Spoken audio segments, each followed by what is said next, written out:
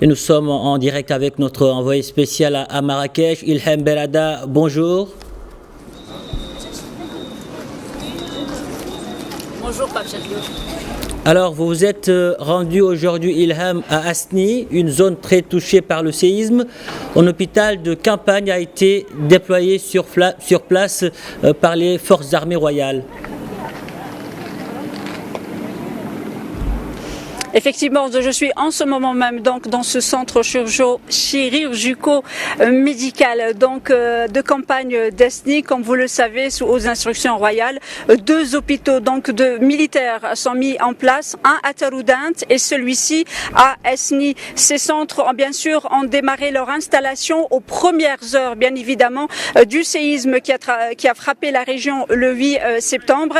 Et celui-ci d'Asni, il est opérationnel depuis lundi. Il a commencé par accueillir les blessés. Alors, ce qu'il faut savoir, c'est que ce centre comprend un laboratoire, un bloc opératoire, bien évidemment. Pas moins de 120 personnes sont mobilisées pour accueillir les blessés, que ce soit légers ou graves. Et parmi ces 120, il y a 24 médecins, toutes spécialités confondues, puisque c'est un centre multidisciplinaire. Mais j'aimerais juste préciser que la spécialité, bien sûr, la plus sollicitée étant la traumatologie, la gynécologie, parce qu'il y a beaucoup de femmes enceintes, la pédiatrie et bien évidemment la psychologie. Ce qu'il faut savoir, c'est qu'en plus de ces 120 personnes, et donc des infirmiers, des techniciens et des médecins, il y a en plus de ces 120, il y a 50 assistantes sociales qui sont bien évidemment à la disposition des malades, parce que comme vous le savez, le séisme était très important, le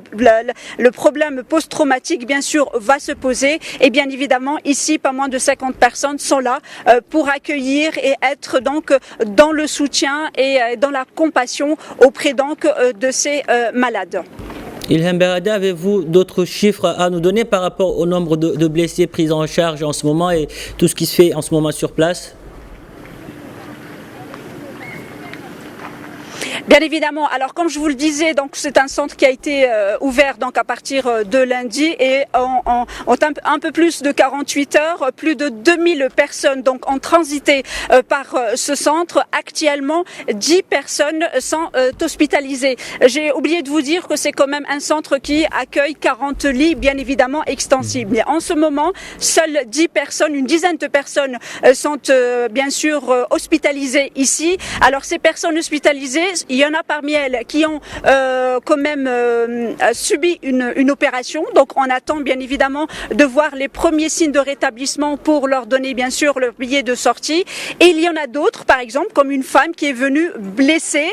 Elle a une fracture, mais elle ne peut pas être opérée. Donc il faut lui donner les premiers soins afin justement de soigner ses blessures avant bien évidemment d'être opérée ici. Ce qu'il faut savoir également, c'est que tous les malades donc qui passent par ce centre, ce sont les urgences bien sûr qui sont traitées et donc sur les cas légers, il y a des opérations comme je le disais de traumatologie, de médecine interne, il y a la pédiatrie, la gynécologie, l'otorino-laryngologie, c'est un centre multidisciplinaire et bien évidemment les cas très graves, même très très graves, sont dirigés vers les centres hospitaliers de Marrakech, à savoir l'hôpital militaire de Marrakech, le CHU donc de la ville Ocre et bien évidemment l'hôpital de Tahnaout qui est d'un très très grand soutien comme on me l'a précisé ici. Je voudrais juste préciser une chose, vous le disiez dans les chiffres, il y a à peu près 2900 morts mais il y a 5000 blessés. C'est quand même un chiffre qui a augmenté ces derniers jours. Ça pourrait s'expliquer par le fait qu'il y a des blessés légers dans les villages mais dans la chaleur, dans cet élan de solidarité, ils restent sur place pour aider, pour accompagner et c'est peut-être 2 jours ou 3 jours plus tard qu'ils se rendent compte de leurs blessures et qu'ils viennent bien sûr en affluence ici dans les différents centres bien évidemment qui sont mis à disposition de ces malades. Je voudrais aussi préciser que les ambulances défilent à n'importe quel moment peut arriver des ambulances et les malades bien sûr très graves sont acheminés soit par ambulance soit aussi par hélicoptère. Ilham Berada, merci pour toutes ces précisions. Je vous rappelle que vous étiez en direct depuis l'hôpital militaire de campagne d'Asni. Merci.